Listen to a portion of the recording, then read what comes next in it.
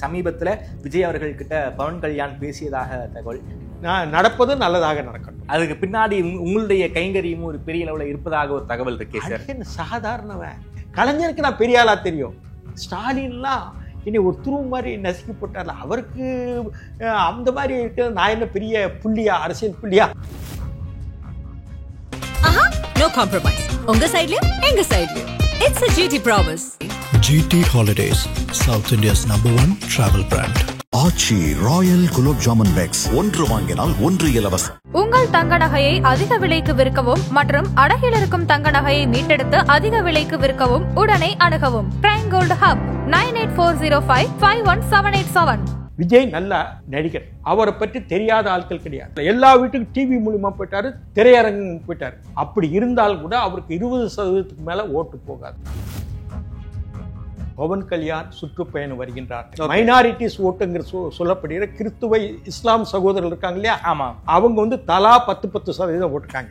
அதை விட கூடுதலாக தெலுங்கு பேசுற ஓட்டு இருக்கு 20%. அந்த 20% ஓட்டுல ஒரு 10% திமுக இயற்கையாவே போயிட்டு இருந்தது. ஓகே, இப்ப அதை தடுக்க போறோம். விஜய் சேர்ந்தாச்சுன்னா ஒரு 15 போடுங்க. 48, 58, 62 வரைக்கும் போகுது. இந்தியா ஆட்சி அமைக்கிறாங்களா இல்லையா? அதனால ஈஸியா துச்சமா நினைக்காதுங்க ஸ்டாலின், துச்சமா நினைக்காதுங்க. அனுமன் சாதாரண ஆளுதான், அனில் சாதாரண ஆளுதான், ஜீவராசி தான். ராமாயணத்துல பேசப்பட்டது. நிச்சயமாக தெய்வத்தின் குரல். இந்த திமுக ஆட்சி அகற்றப்பட வேண்டும். அதே மாதிரி எடப்பாடி தலைமையில் உள்ள கூட்டணி வெற்றி பெற வேண்டும், ஆட்சி அமைக்க வேண்டும். என்டிஏ கூட்டணிக்குள்ளார தாவேகா போனா திமுகவுக்கு தான் லாபம். மைனாரிட்டிஸ் ஓட்டு அங்க விஜய் பக்கமும் பாஜக இருப்பதன் காரணமாக அவர்கள் பக்கம் போகாது. முழுக்க 18% நமக்கு வந்துருங்கிற ஒரு கணக்கை உளவுத்துறை போட்டிருக்காங்க சார். தாவேகாவுக்கு வராம அதை தடுத்துருவாங்கன்னு வைங்க. பாஜக கூட்டு இருந்தா முஸ்லீம்கள் கிறிஸ்துவர்கள் போட மாட்டாங்கன்னு சொல்றீங்க. கேரளத்துல கிறிஸ்தவர்கள் இன்றைக்கு பாஜக பக்கம் இருக்கின்றார். விஜய் பாஜக கொள்கை எதிரிங்கிறாரு. அப்படிப்பட்ட கொள்கை எதிரின்னு சொன்ன பாஜகவோட எப்படி சார் விஜய் கூட்டணி? சரி, கொள்கை எதிரின்னு சொல்றீங்கல்ல, நீங்க திமுகவுக்கு எதிரி தானே. எப்படி பெரியார நீங்க வச்சிருக்கிறீங்க? இப்போ விஜய் ஒரு மாற்று அரசியல் கொடுப்பாருன்னு தான் நான் நினைச்சேன். ஆனால் அவர் போற போக்க பார்த்தா ஜான் ஆரோக்கியசாமின்னு சாக்ரட்டிஸ், நம்ம அரிஸ்டாட்டில் பெரிய வந்தாங்களே, அது மாதிரி ஒருத்தரை வச்சுக்கிட்டு மிஸ்லீட் பண்ணிட்டு இருக்காரு. இந்த புஷிக்கு பாண்டிச்சேரி மட்டும் தெரியும். இப்போ அவருக்கு தெளிவு பிறந்திருக்கும். யாருக்கு? விஜய்க்கு. கரூருக்கு பின், கரூருக்கு முன் நீங்க சொன்னீங்க இல்லையா, அன்னைக்கு எப்படி இருந்தது, இன்னைக்கு எப்படி இருக்குன்னு தெளிவு பிறந்திருக்கும். அவரும் யோசிப்பார். ஓகே, ஒண்ணு முடிவு சொல்லாம இருக்காரு, சிந்திக்கிறாரு. இப்படி போனா என்ன அங்க ஒரு கேள்வி மனசுல இருக்கு. என்டிஏ கூட்டணியை பற்றி விஜய் யோசித்துக் கொண்டிருக்கிறார், நம்ம முடிவுக்கு வரலாமா? நிச்சயமாக யோசிக்கிறார். ஒரு சிந்தனை அவருக்கு இருக்குது. பட் அவர் தான் முடிவு எடுக்கும். ஓகே சார், ஒருவேளை உள்ள வந்தா என்ன சார் டிமாண்ட் வைக்க வாய்ப்பு? கடந்த முறை அதிமுக அது அவர் தெளிவா சொல்லிட்டாங்களா, ஒரு 50-60 சீட் கொடுப்பாங்க. அவர் எப்படி 40-50 சீட்டுக்கு ஜெயிக்கலாம். ஒரு டெப்டி சீஃப் மினிஸ்டர் கூட கொடுப்பாரு எடப்பாடி. ஓகே, இது போதாதுமா? இப்போ 2வது இடத்துல உட்கார்ல முதலமைச்சர் கட்டு உட்கார்ல. ஓகே, 2026 கூட்டணி ஆட்சி தான் அமையும்னு சொல்றீங்க. கூட்டணி ஆட்சி இல்ல, சகோதரர் ஆட்சி. ஆதநேயர்களுக்கு அன்பு வணக்கம். இன்று நம்மோடு தமிழகத்தின் மிக மூத்த அரசியலர் திருமதி KS ராதாகிருஷ்ணன் அவர்களுள்ளார். வணக்கம் KS சார். நல்லா இருக்கீங்களா சார்? நல்லா இருக்கேன். தமிழக பாஜகவில் இருக்கீங்க. நானும் நிறைய உங்களுடைய பதிவுகளை எல்லாம் நிறைய பார்க்குறேன் சார். குறிப்பாக தமிழக அரசியலை சமீப காலத்தில் கரூருக்கு முன், கரூருக்கு பின்னு 2ஆ பிரிக்கலாம். கரூருக்கு முன்பு வரை, கரூரில் விஜய் பிரச்சாரத்திற்கு முன்பு ஒரு அரசியல் களம், கரூருக்கு பிறகு விஜய் பேசின பிறகு ஒரு மிகப்பெரிய ஒரு துயரம், அதற்கு பிறகு தமிழக அரசியல் சூழ்நிலை மாறி இருப்பதாக தான் நான் அவதானிக்கிறேன். குறிப்பாக விஜயை எப்படியாவது என்டிஏ கூட்டணிக்குள்ளார கொண்டு வரணும்னு பாஜகவும் ட்ரை பண்றாங்க, அதே போல அதிமுகவும் ட்ரை பண்றாங்க. சமீபத்தில் விஜய் அவர்கள்கிட்ட பவன் கல்யாண் பேசியதாக தகவல். பவன் கல்யாணோடு நீங்க நெருங்கிய தொடர்புல இருக்கீங்க. இந்த போன் கால், இந்த பேசினது விஜய் திமுகவை வீழ்த்துவதற்கு என்டிஏ கூட்டணிக்குள்ளார பவன் பேசியது உண்மையா சார்? இதுல ஒரு திருத்தங்க. நீங்க கரூருக்கு முன், கரூருக்கு பின்னுங்கிறீங்க. அது அரசியல் பார்வையில் அப்படி பார்க்க கூடாது. ஓகே, நான் சொல்றதுக்கு இதைத்தான் சொன்னேன். கலைஞருக்கு முன், கலைஞருக்கு பின், அப்படிதான் அரசியல் தளத்தை எடுத்துக்க முடியாது. கரூர் பெரிய ஒரு துக்கமான சம்பவம் தான், மறுக்கல. அதனால தமிழக அரசியல்ல ஒரு விசால பார்வை கலைஞருக்கு முன், கலைஞருக்கு பின் தான் பார்க்கணும். கிட்டத்தட்ட ஒரு 50 ஆண்டு காலம், 60 ஆண்டு காலம் அண்ணாவுக்கு பிறகு அவர் இருந்திருக்காரு. எம்ஜிஆரையும் பார்த்தாரு, ஜெயலலிதாவும் பார்த்தாரு, இந்திரா காந்தியும் பார்த்தாரு. இப்படியான நிலையில நீங்க கேட்ட கேள்விக்கு பதில் சொல்றாரு. பல விஷயங்கள் பொது வெளியில பேச முடியாது. ஓகே, பவன் கல்யாண் விஜய்க்கு நல்ல நண்பர். சொன்னா கேட்கக்கூடிய அளவில் இருக்காரு. அவங்க என்ன பேசிக்கிட்டாங்கன்னு தெரியாது, ஆனா பேசினது உண்மை, அது எனக்கு தெரியாது. ஓகே, நான் அதெல்லாம் பொது வெளியில ஷேர் பண்ண முடியாது. அடியன் வந்து சாதாரணவன். எனக்கு அந்த அளவு இதுல பாரிஸ்கான ஈஃபில் டவர் இருக்கு இல்லையா, மேல என்ன இருக்குன்னு எனக்கு தெரியாது. இல்ல சார், கீழே அடிமட்டம் தெரியும். இல்ல சார், மேல எனக்கு நாடறிந்த பத்திரிகையில அதை பத்தின செய்தியே வெளியே வந்திருக்கு, அதனால அவங்க கிட்ட இல்ல நாடறிந்த பத்திரிகை வந்திருக்கு, நானும் படித்தேன். நானும் நேற்று முத்தலிஃப் ஒரு ட்வீட் போட்டிருக்காரு, அதை மதுரை ஏர்போர்ட்ல கூட ஒரு நண்பர் சொன்னார், பார்த்து பயிற்சாரு. நான் நடப்பது நல்லதாக நடக்கட்டும். ஓகே, அதுக்கு பின்னாடி உங்களுடைய கைங்கரியமும் ஒரு பெரிய அளவில் இருப்பதாக ஒரு தகவல் இருக்கே சார். என்ன சாதாரணவன் ஸ்டாலினே என்ன ஒரு சாதாரண எறும்பு மாதிரி வெளியெடுத்து போட்டார்ல, நான் அவ்வளோ பெரிய ஏன்னா கலைஞருக்கு நான் பெரிய ஆளா தெரியும். ஸ்டாலின்லாம் என்னை ஒரு துருவு மாதிரி நசுக்கி போட்டார்ல, அவருக்கு அந்த மாதிரி இருக்கிற நான் என்ன பெரிய புள்ளியா, அரசியல் புள்ளியா? இல்லை சார், ஸ்டாலின் உங்களை அப்படி நினைக்கலாம் சார். ஆனால் பாஜகவில் உங்களுக்கு உரிய முக்கியத்துவம் கொடுக்குறாங்க. நயினார் நாகேந்திரன் உங்களை வந்து அசர்ட்டா பாக்குறாருங்கிற தகவல்லாம் வெளியே வந்துகிட்டு இருக்கு. அதனால என்டிஏ கூட்டணிக்குள்ளார வலுப்படுத்துவதற்கான வேலைகள்ல நீங்க இறங்கி இருக்கீங்கிற விஷயமும் ஹேஷியங்களாக பேசப்படுது. நிச்சயமா என்னுடைய பங்கு இருக்கும்ல. பாஜகவில் இருக்குன்னா அந்த பங்கு, பாஜக ஜெயிக்கணும், அதிமுக கூட்டணி ஜெயிக்கணும், என்டிஏ ஜெயிக்கணும் ஒரு எண்ணம் எனக்கு இருக்கும் இல்லையா.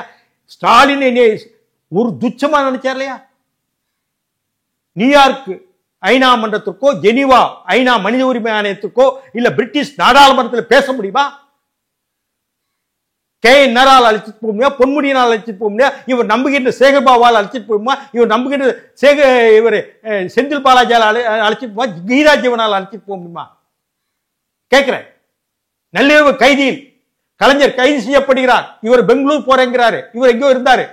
அந்த சிடி அன்னைக்கு நான் எடுத்துட்டு போகலைன்னா போலீஸ்காரங்க மண்ணை தூவல இது ஒன்றும் செய்யலை. நான் எடுத்து போய் அசால்ட்டா 5 மணிக்கு கொடுத்ததுனால உலகம் தெரிஞ்சது. என்ன 7 சார் நடிச்சாலும் அந்த ஸ்டாலினே, எனக்கு ஸ்டாலின் வைகோ சொன்ன மாதிரி எனக்கு தூசிங்க. என்ன படிச்சிருக்காரு, காலையில இருந்து பத்திரிக்கை படிப்பாரா? இல்லை கேட்குறேன், நான் கேட்குறேன். ஏதாவது ஒரு அரை மணி நேரத்தை பார்க்காம ஒரு லட்சம் நாம நீங்க எந்த டாபிக் கொடுங்க நான் பேசுறேன். கம்பராமாயணமோ மணிமேகலையோ இல்ல அண்ணாவின் கடிதங்களோ நான் பேசுறேன். இந்த ஸ்டாலின் துச்சம்னு தெரியல, இவங்க தோக்கடிக்கணும். இது தெய்வத்தின் குரல். திராவிட முன்னேற்றக்காக தோக்கடிக்கணும். ஓட்டுக்கு காசு கொடுத்து மக்களிடம் லஞ்சம் வாங்கி மக்கள் பணத்தையே ஓட்டுக்கு காசு கொடுத்து வாங்கணும், தோக்கடிக்கப்படணும். இந்த கரிமொழிக்கு நான் நாடாளுமன்ற தேர்தலில் 2019 கோவில்பட்டி விளாத்திக்குளம் ஓட்டப்படாரோ ஒரு காசு வாங்காம என் கூட 10 பேரோட ஓட்டு சேகரிச்சேன். புரியுதா உங்களுக்கு? கோவில்பட்டி மந்தையில என்ன பேர் தெரியாத ஆட்கள் கிடையாது. எளிதா நினைச்சாங்கல்ல. இவங்க அப்பா என்ன எவ்வளவு பெருசா நினைச்சாரு. விடிய கால 6 மணிக்கு போன் பண்ணுவார் கலைஞர் அப்பா.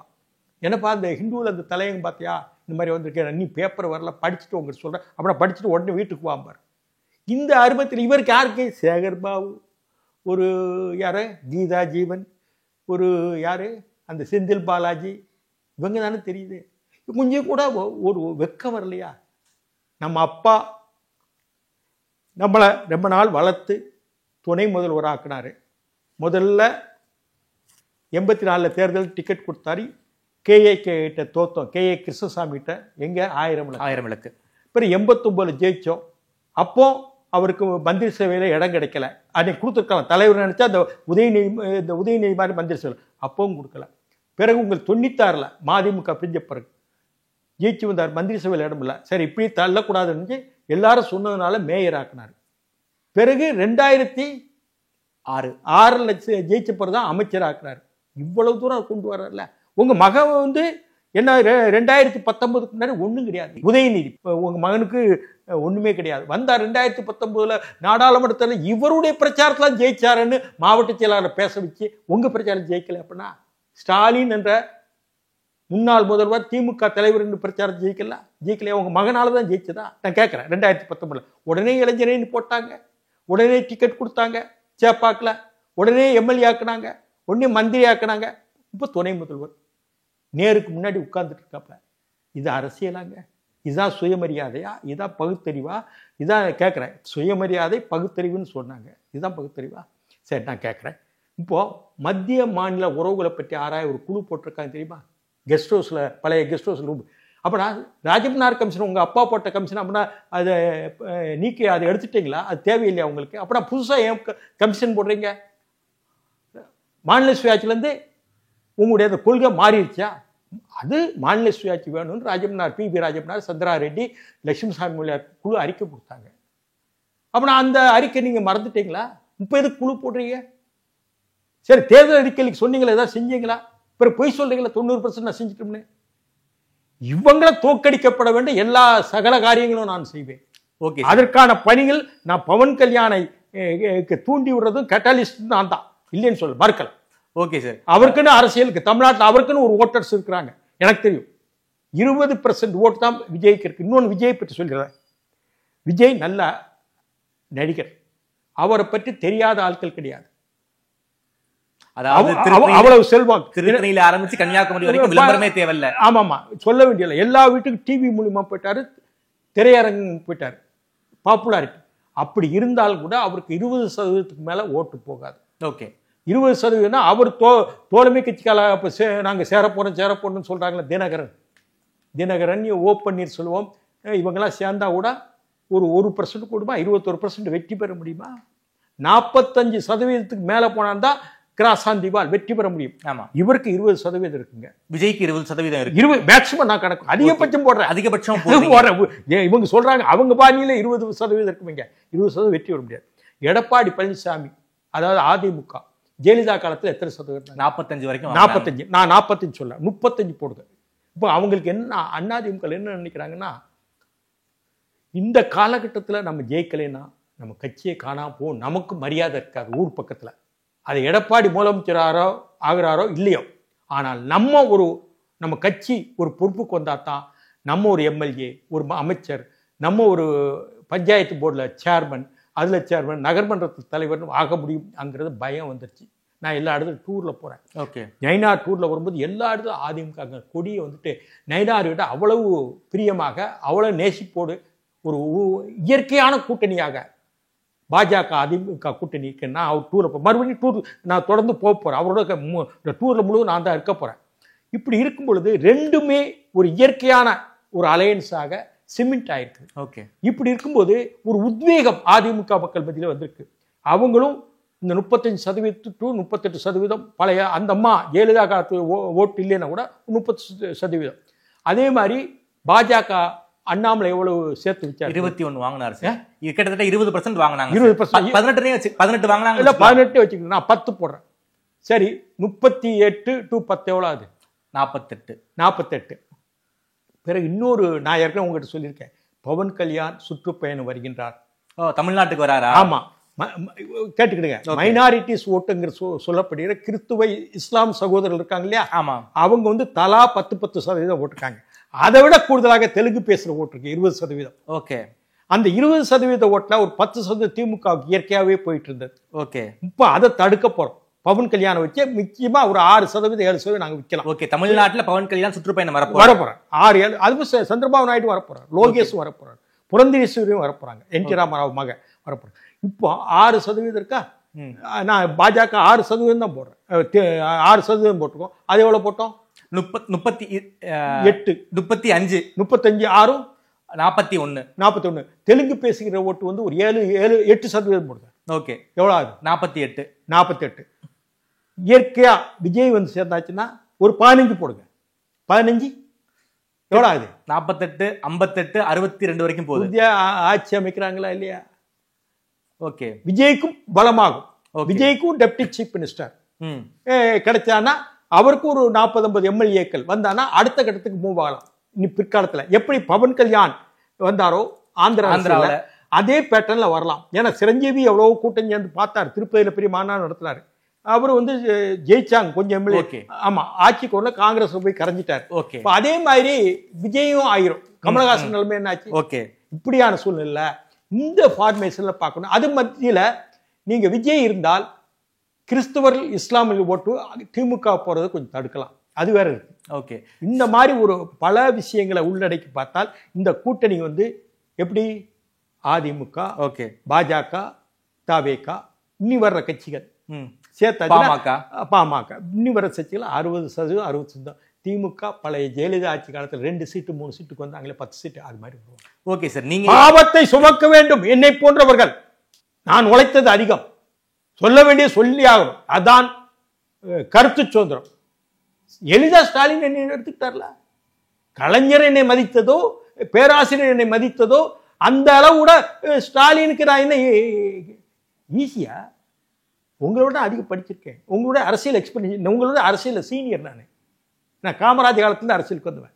நீங்க அது பிறகு எமர்ஜென்சி வெளியே போயிட்டு தான் வந்திருக்கீங்க அரசியலுக்கு இல்லையா? அதனால ஈஸியா துச்சமா நினைக்காதுங்க ஸ்டாலின், துச்சமா நினைக்காதுங்க மிஸ்ஸஸ் கனிமொழி. எங்களுக்கும் அனுமன் சாதாரண ஆளு தான், அனில் சாதாரண ஆளு தான், ஒரு ஜீவராசி தான். ராமாயணத்துல பேசப்பட்டது. நிச்சயமாக தெய்வத்தின் குரல் இந்த திமுக ஆட்சி அகற்றப்பட வேண்டும். அதே மாதிரி எடப்பாடி தலைமையில் உள்ள கூட்டணி வெற்றி பெற வேண்டும், ஆட்சி அமைக்க வேண்டும். ஓகே சார், நீங்க இப்படி ஒரு அரசியல் ரீதியான கால்குலேஷனை போடுறீங்க. ஆனா இன்னைக்கு தினமலர்ல ஒரு பேஜ் ஒன்ல ஒரு செய்தி ஒன்று போட்டிருக்காங்க. அதிமுக தாவேக கூட்டணி அமைந்தால், அதாவது என்டிஏ கூட்டணிக்குள்ளார தாவேக போனா திமுகவுக்கு தான் லாபம். மைனாரிட்டிஸ் ஓட்டு அங்க விஜய் பக்கமும் பாஜக இருப்பதன் காரணமாக அவர்கள் பக்கம் போகாது, முழுக்க 18% நமக்கு வந்துருங்கிற ஒரு கணக்கை உளவுத்துறை போட்டிருக்காங்க சார். 18% Christian Muslims. இவங்களுக்கு எத்தனை ஓட்டு, இவங்க திமுக சொல்லுங்க. அவர் தாவேக்காவுக்கு வராம அதை தடுத்துருவாங்கன்னு வைங்க. அவர் பாஜக கூட்டிருந்தா முஸ்லீம்கள் கிறிஸ்தவர்கள் போட மாட்டாங்கன்னு சொல்றீங்க. கேரளத்தில் கிறிஸ்தவர்கள் இன்றைக்கு பாஜக பக்கம் இருக்கின்றார்கள். முஸ்லீம் வேணா போடாம இருக்கலாம். ஓகே, நீங்க திமுகவுக்கு தனிச்சு நின்னா இப்ப நிக்கிறதுக்கு யோசிப்பாங்க. இந்த விஜய் எல்லாம் போயிட்டா நிக்கிறதுக்கு பல ஆட்கள் யோசிப்பாங்க. பழைய 77 நிற்பாங்க இல்லையா, கேண்டிடேட்டை தேடுவாங்க இல்லையா, 77 எமர்ஜென்சி இல்ல உள்ள போயிட்டு வந்தாங்க இல்லையா, அப்ப நிக்கிறதுக்கு பயப்பட்டாங்க பல எம்எல்ஏக்கள், எனக்கே தெரியும். அது மாதிரி ஆகும். கலைஞரை நம்பியா நிக்கலாம், ஸ்டாலின் நம்பி நிக்க முடியாது அனு வந்துருவாங்க. ஓகே, என்னங்க தன் மகனை உடனே கொண்டு பிள்ளையார் மாதிரி உட்கார வைக்கிறாரு, அதை கும்பிடுறாங்க. நேருவும் பொன்முடி போன்றால் உங்களுக்கு வெக்கமா இல்லையா? ஓகே சார், விஜய் பாஜக கொள்கை எதிரிங்கிறாரு. அப்படிப்பட்ட கொள்கை எதிரின்னு சொன்ன பாஜகவோட எப்படி சார் விஜய் கூட்டணி? சரி, கொள்கை எதிரின்னு சொல்றீங்கல்ல, நீங்க திமுகவுக்கு எதிரி தானே, திமுகவுக்கு எதிரி தானே, பிறகு எப்படி பெரியாரை நீங்க வச்சிருக்கிறீங்க? பெரியாரின் குழு தானே திமுக. ஆனா பெரியாரை திட்டினதுக்கு திமுக தான் அதிகம்.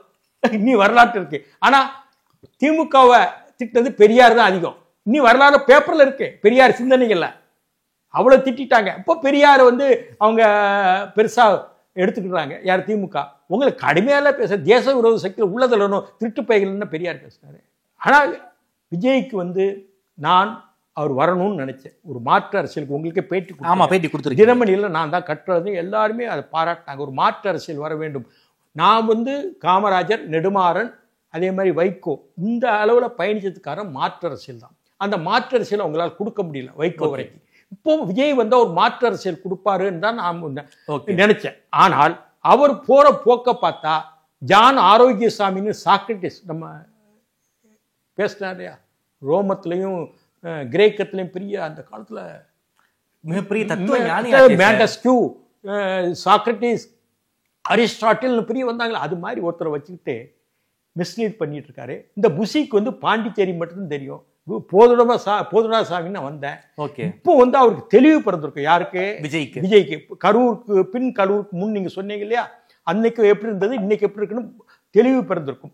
அவரும் யோசிப்பார், என்ன இப்படி போயிட்டு இருக்குமே, இப்படி போனா நமக்கு எதிர்காலம் எப்படி ஆகும், நம்ம தனியா நின்னா எப்படி ஆகும், கமலஹாசன் மாதிரி ஆயிடுமே அண்ணா அவர் சிந்திக்கிறதுக்கான ஒரு தருணம் இது. சிந்திக்கிறாரு எனக்கு செய்தி, எனக்கு கேள்விப்பட்ட செய்தி.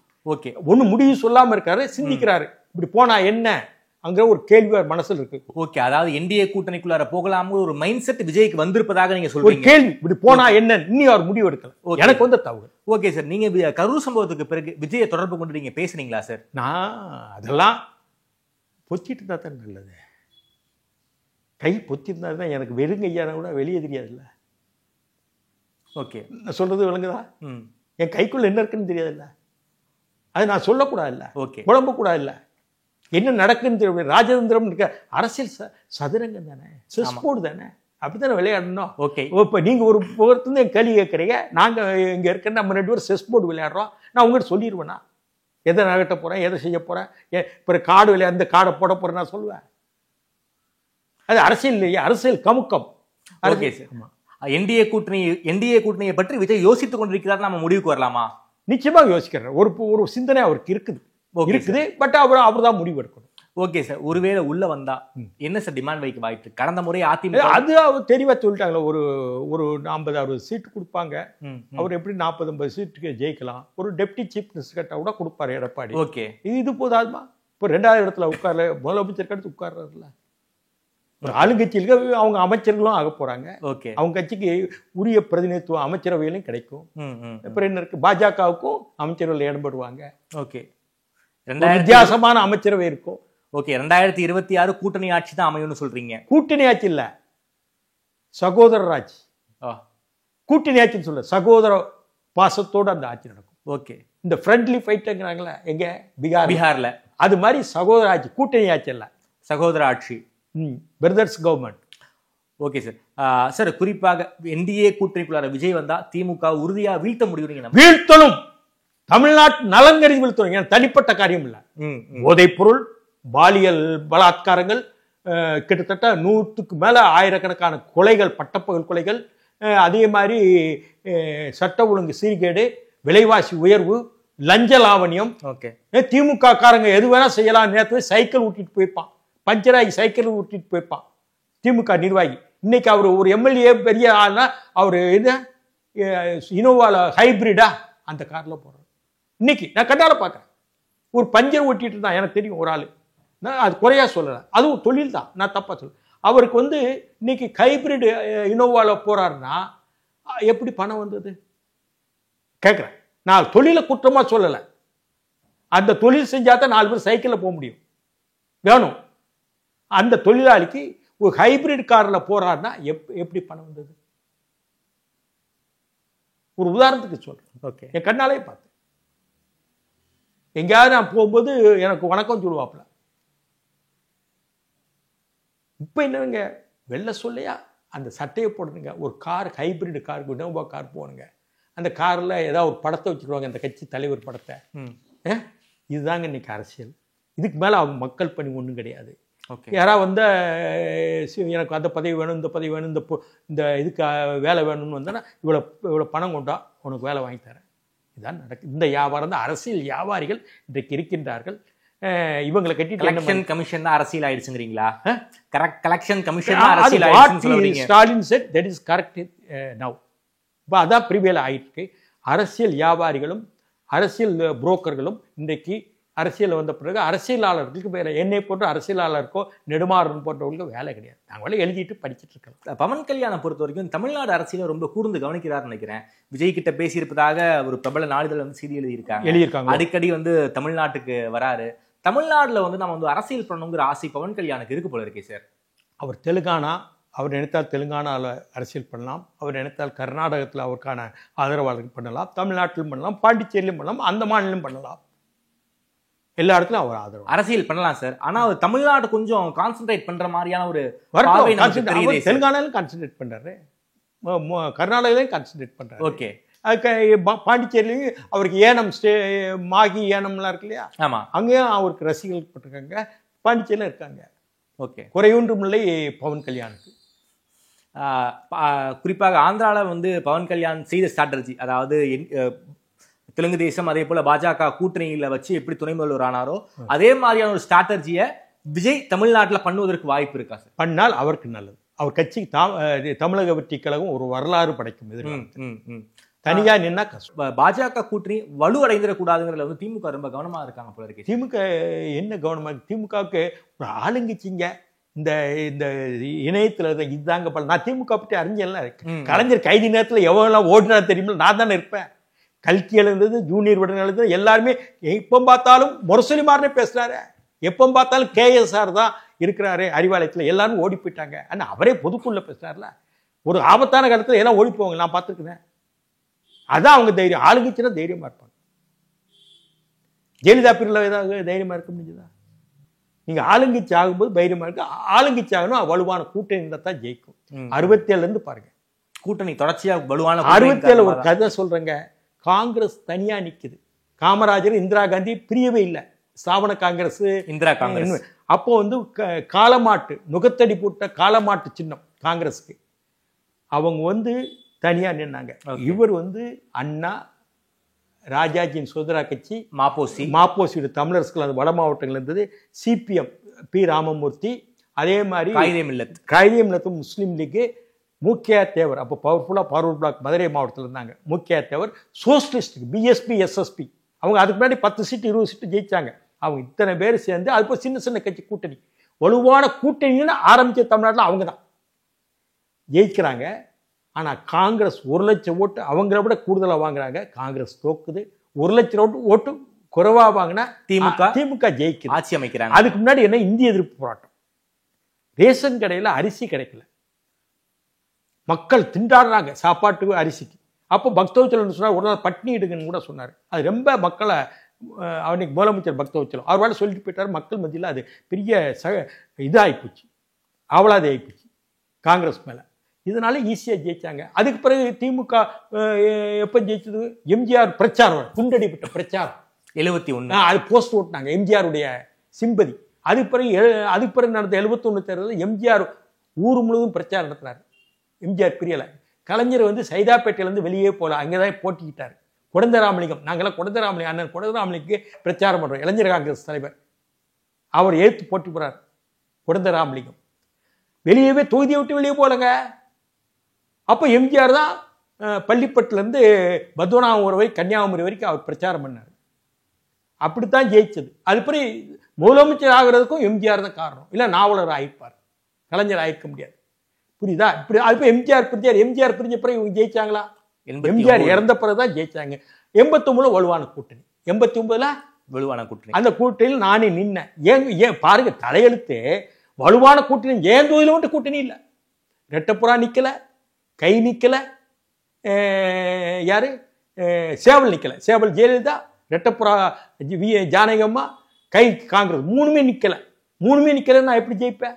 நேரடி கண்டஸ்ட். 234ல் 233 தொகுதி உதயசூரியன் திமுக, அதே மாதிரி காங்கிரஸ் கை சின்னம், ரெட்டப்புறா ஜானகம்மா, சேவல் ஜெயலலிதா, அதோட கம்யூனிஸ்டுகள் எங்கெங்க. ஏன் தொகுதியில் மட்டும் இந்த மூணுமே நிக்கல. ஏன் தலையெழுத்து, என் ஊழ், நான் வாங்கிட்டு இருந்த ஊழல். சிலப்பதிகாரம் சொல்றாங்களே, நான் நின்றுதானே 15000 ஓட்டில் வெற்றி பெற்றிருப்பேன். இன்னைக்கு நான் அமைச்சர். அன்னைக்கு கலைஞர் அவ்வளவு தூரம் என் மேல 10 இருந்தார். ஸ்டாலின் இல்லை, கலைஞர். எனக்கு அன்னைக்கு எனக்கு இலாகாவே எனக்கு தெரியும்.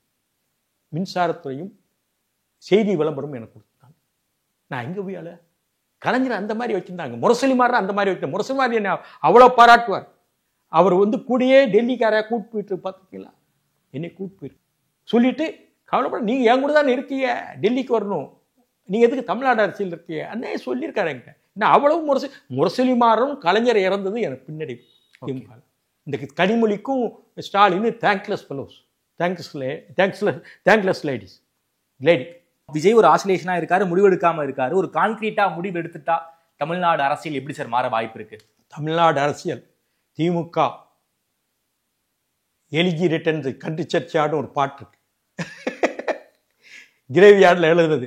திமுக போக வேண்டும். ஒரு எந்த இயக்கமுமே பாருங்க, எந்த பொருளுமே ஒரு 70 ஆண்டுகள் பிறகு இன்னும் இரலவன்சி ஆயிரும். ஓகே, இவங்க அன்னைக்கு பேசுற தத்துவத்தை தான் இன்னைக்கு பேசுறாங்க. இன்னைக்கு 40களில் பேசுறதானே இப்போ பேசுறாங்க. ரிலவன்சி போயிடும். ஓகே, நாடும் உலகமும் மாறிக்கொண்டு வருகின்றது. ஓகே, மக்களும் மாறிக்கொண்டு வருகிறார்கள். ஓகே சார், ரொம்ப நன்றி சார், விரிவா பேசியிருக்கீங்க. அதாவது விஜய் என்டிஏ கூட்டணிக்குள்ளார விஜய் வந்தால் திமுக வீட்டுக்கு போவது உறுதி. விஜய் தெளிவான முடிவெடுக்காம இருக்காரு. விஜய் முடிவெடுத்தா தமிழ்நாட்டில் வந்து ஆட்சி மாற்றம் சாத்தியம்னு உங்களுடைய பார்வையை அரசியல் பார்வையில் தமிழ்நாட்டுக்கு நல்லது, மாற்றம் இல்ல, தமிழகத்துக்கு, தமிழ் பூமிக்கு, தமிழ் மண்ணுக்கு நல்லது. விஜய் முடிவெடுத்தால் தமிழ்நாட்டில் வந்து ஆட்சி மாற்றம் நிச்சயம் உங்களுடைய அரசியல் பார்வை ரொம்ப விரிவா வச்சிருக்கீங்க. நேரம் கொடுத்து பேசியமைக்கு நன்றி கேசா சார்.